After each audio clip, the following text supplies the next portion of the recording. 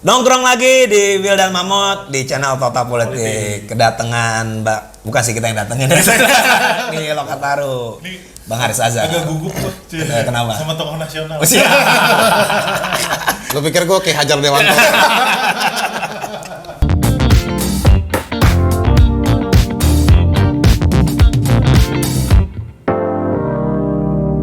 Jadi ini gue mau tahu dulu nih Bang. Lu kan dari Kontras ke Lokataru. Ini Lokataru nih apaan sih sebenarnya?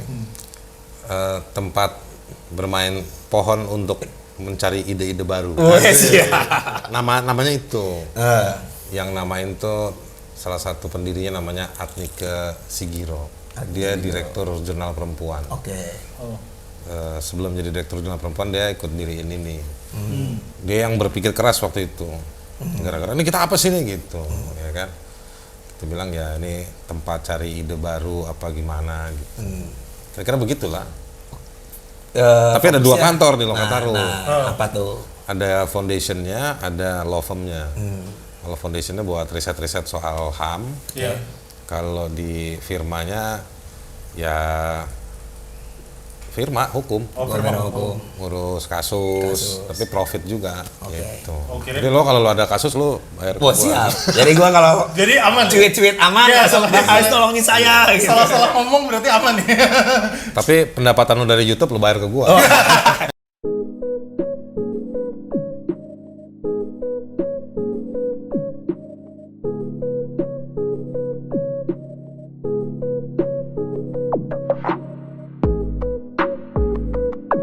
Tapi gue menarik Bang, lo identik sih sama isu HAM. Kenapa akhirnya dari isu yang lain lo ngambil HAM sih?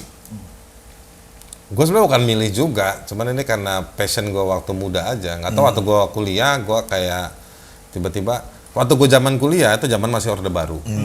Nggak kayak sekarang. Gue nih dosen juga, ngajar HAM di dua kampus.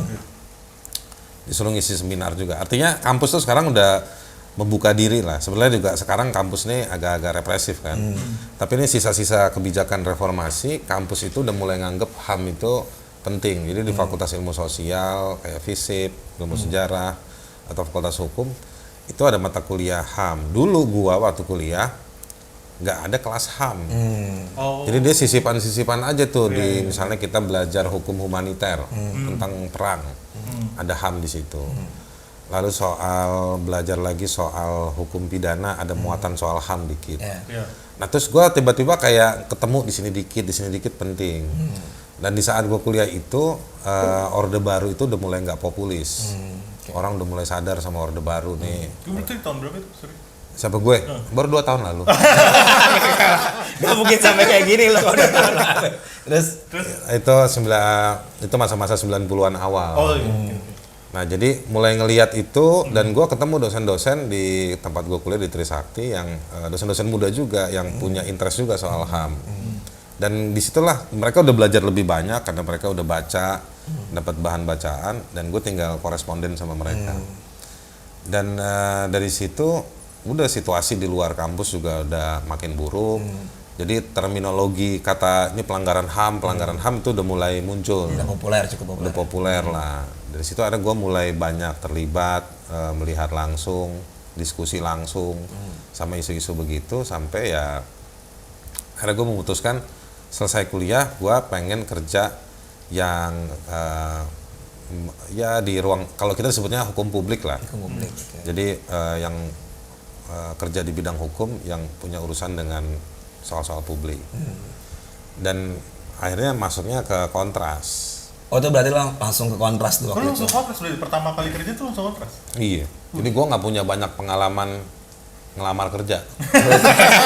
Iya Ya sedikit sombong sih. Iya. Antara sombong atau ya, Tidak berani kecemburuan. ngambil resiko. Tapi berarti waktu itu Tapi masih ada. gue akhirnya waktu itu akhirnya ikut-ikutan gara-gara waktu itu ada audisi. Oke, Oke. Audisi buat satu law firm gitu. Oke. Oh, oke. Teman-teman gue pada ikut gitu di kampus. Gue ikut gue pengen ngerasain gitu. Nggak pengen masuk gue di law firm ngerasain gede aja. lah sekarang ini ada. Habis itu di satu kantor lawyer lagi cukup terkenal.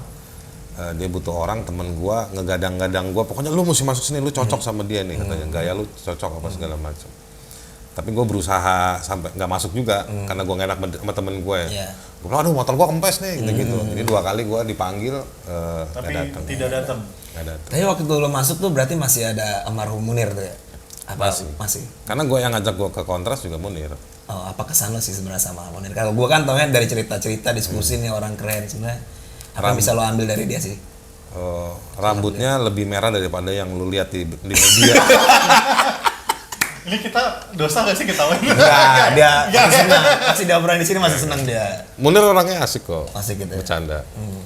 Tapi ya filosofis, bercanda, gregetan, ya cerdas juga, otaknya cerdik lah. Karena cerdik. Cari terobosan kiri kanannya itu oke.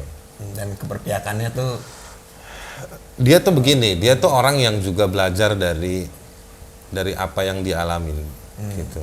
Jadi dia cukup strategis orangnya, punya berteman, dikelilingi orang yang memang punya tujuan sama-sama. Jadi bukan mengkapitalisasi dirinya. Gue main sama lo karena gue tahu nih lo suka baca Kopingho.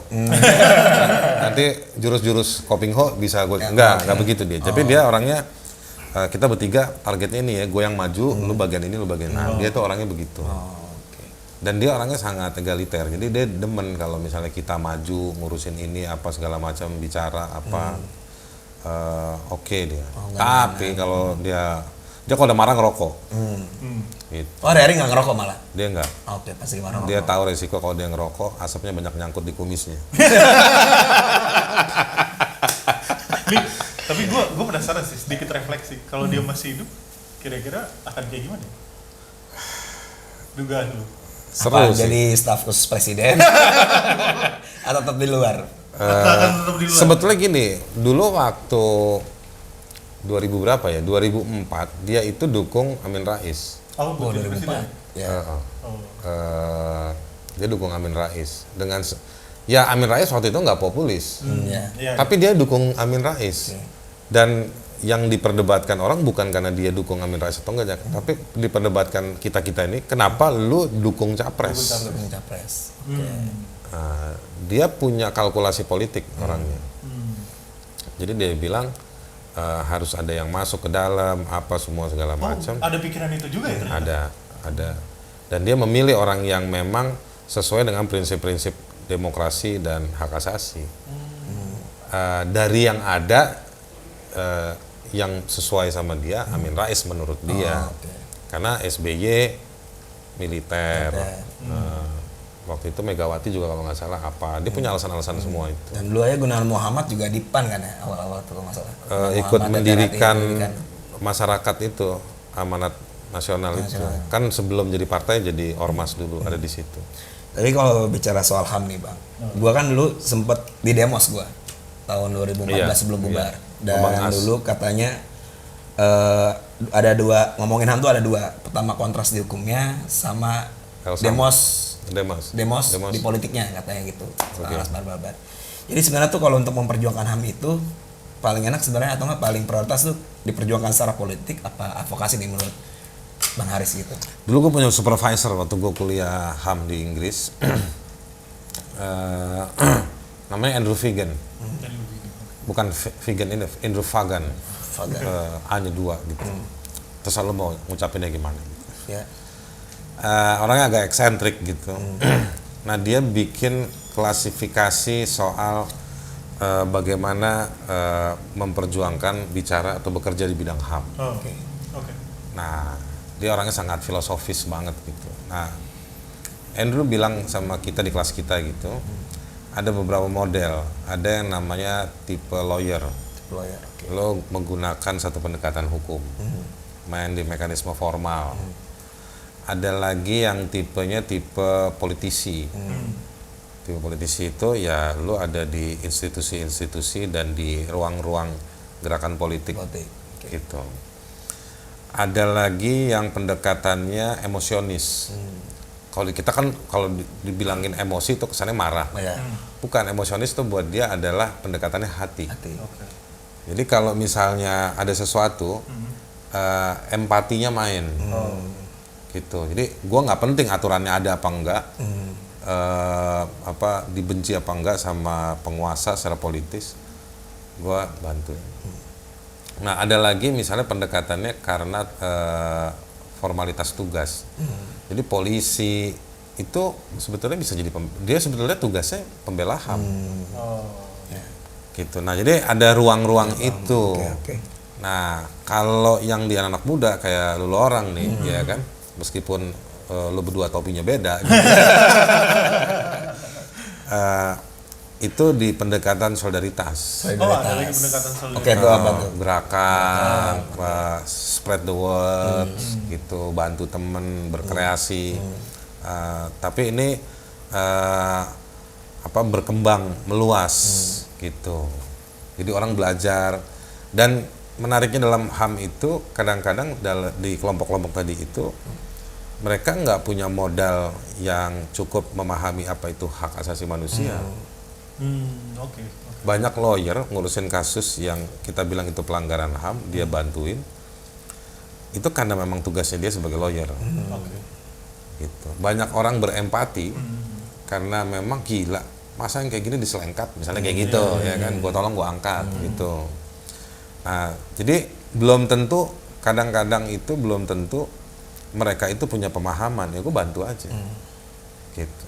Tiba-tiba gua ke Sumba, ada orang-orang yang kerja di bidang fashion, tapi punya kesadaran soal bagaimana melindungi satu produknya masyarakat adat. Mereka diriin rumah tenun. Mereka paham soal HAM? Enggak. Gitu. Tapi buat gua mereka bagian dari kelompok yang membantu dan melindungi masyarakat adat. Gitu. Oke. Nah tadi lo ada satu kata kunci soal anak muda. Nah gitu. itu dia. Sebenarnya tuh menurut lo udah seberapa jauh gak sih anak-anak muda nih memahami HAM gitu? Nah, itu. Apakah stagnan atau lebih nggak peduli kalau melihat dari sekarang lo gitu? Menurut lo anak muda tuh gimana sekarang? Ngelihat HAM? Harapan lo jawaban gua apa? Gak tau gue. Enggak, harapan gue jawaban lu kalau dulu ya gitu. Nah, Biasanya kan waktu saya muda gitu. Yang muda jawabannya gitu tuh. Kalau Iya, zaman dulu. Oke kan maksud gue tadi lo bilang kata-kata HAM emang udah populer gitu kan. Populer. Tapi penerapan kita atau enggak, apakah kita anak muda menurut lo udah megang kode etik itu misalnya atau enggak gimana? Soalnya begini, menurut gua HAM di anak muda itu makin meluas meskipun tidak sempurna. Oke. Di satu sisi juga begini, kadang-kadang meluas kita happy, tapi padahal juga sebetulnya emang jumlah anak muda di Indonesia lagi banyak. Ya. Ini kan kita lagi masuk di era Bonus demografi. bonus demografi, jadi memang jumlah anak muda lagi tumbuh terus. Itu satu hal. Yang kedua, apakah HAM itu hidup di anak muda? Menurut gua hidup. Oke. Gitu. Seperti apa hidupnya? Mereka berpartisipasi pada kegiatan-kegiatan atau pada isu-isu tentang hak asasi manusia. Yang rame ribut kalau terjadi pelanggaran HAM di secara statistik atau di kuantiti itu justru banyak di anak-anak muda. Dan yang bekerja mempermasalahkan adanya pelanggaran HAM, kalau gue lihat, gue perhatiin anak-anak muda. Misalnya jurnalis itu anak muda. Ada nggak kakek-kakek jurnalis ngeliput? Nggak ada. Nah, terus yang protes, yang demo, yang berisik itu anak-anak muda. Nah, jadi menurut gua kesadaran pemahamannya nggak sempurna, yang mana menurut gua itu nggak apa-apa.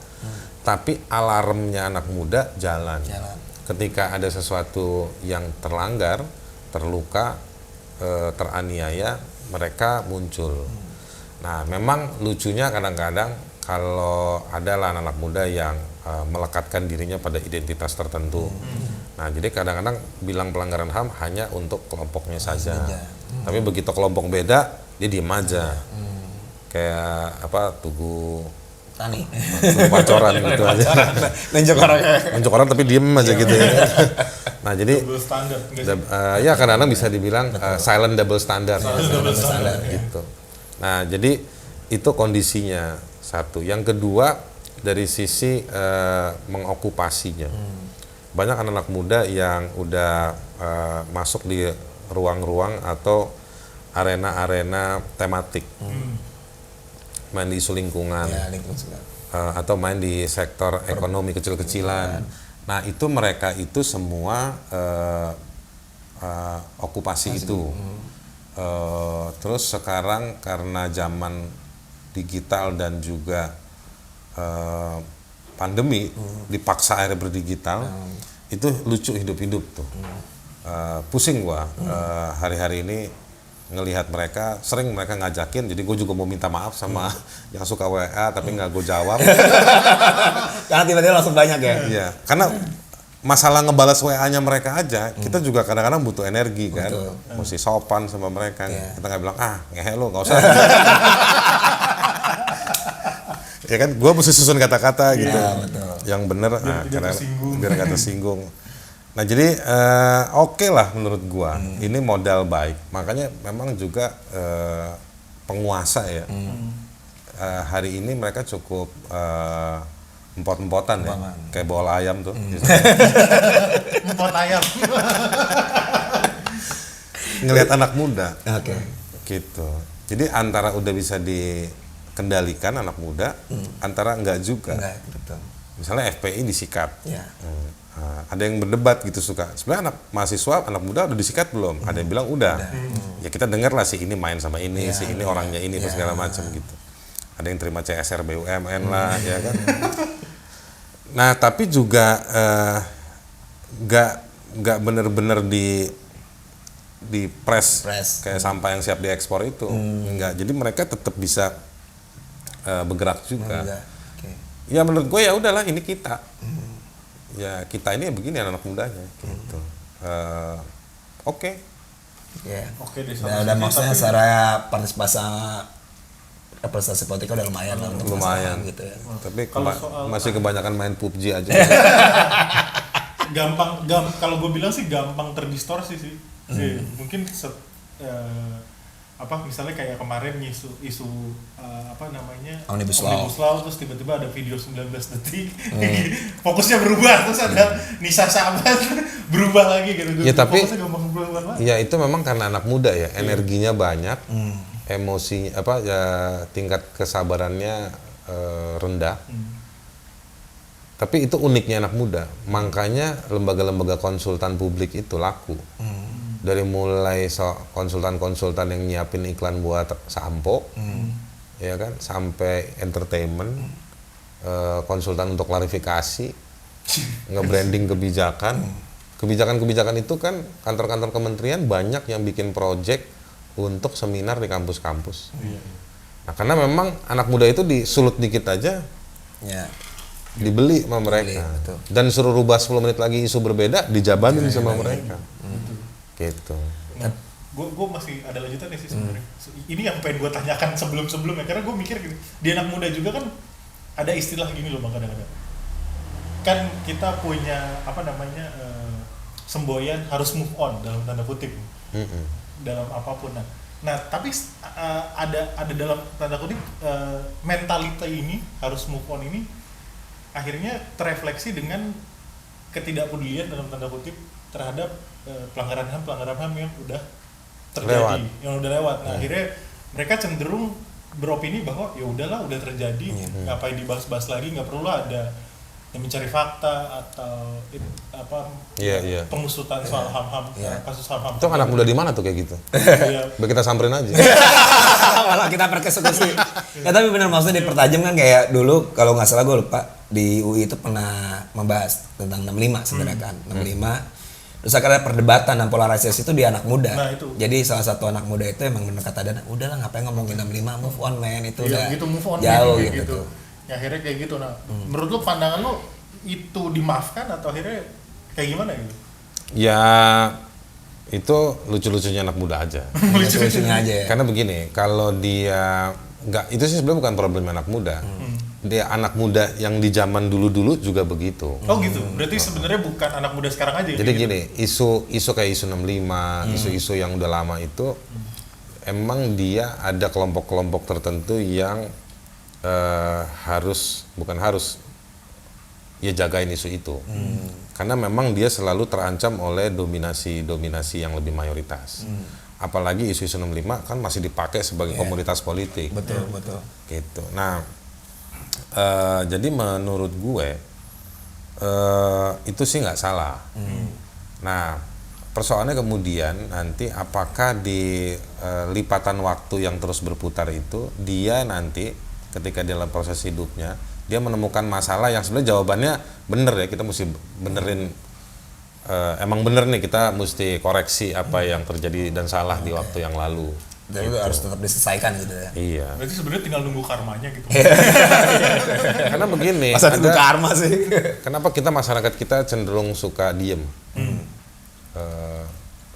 Orang Indonesia kan menarik ya, gampang responsif tapi isu-isu tertentu dia diem. Karena itu memang mentalitas yang dibangun secara massal sejak zaman Orde Baru. Oh iya. Ya, dengan satu momok besar soal isu 65. Isu 65 gue tuh bukan mau bilang sama anak muda atau sama siapapun bahwa lu harus berpihak sama PKI, sama NU atau sama TNI gitu, enggak. Karena semua jadi pelaku, semua jadi korban. Gitu. Yang kita harus pastikan berani apa bukan berani? Ya mungkin berani dan mau nggak kita diskusiin. Yang dihitung lah, gue utang sama lu gula sekilo, gue bayar. Lu utang sama gue kopi 2 kilo, ya lu bayar. Kita nggak bisa bilang bahwa ya udah kopi buat gue, kopi buat lu, gula buat gue, kopi lu, nggak bisa. Oke, dia utangnya tuh harus sama-sama tahu dulu aja Harus gitu. sama-sama tahu, ya kan? Muka lu mencong di mana, gigi gue berantakan di mana. Nah, gitu.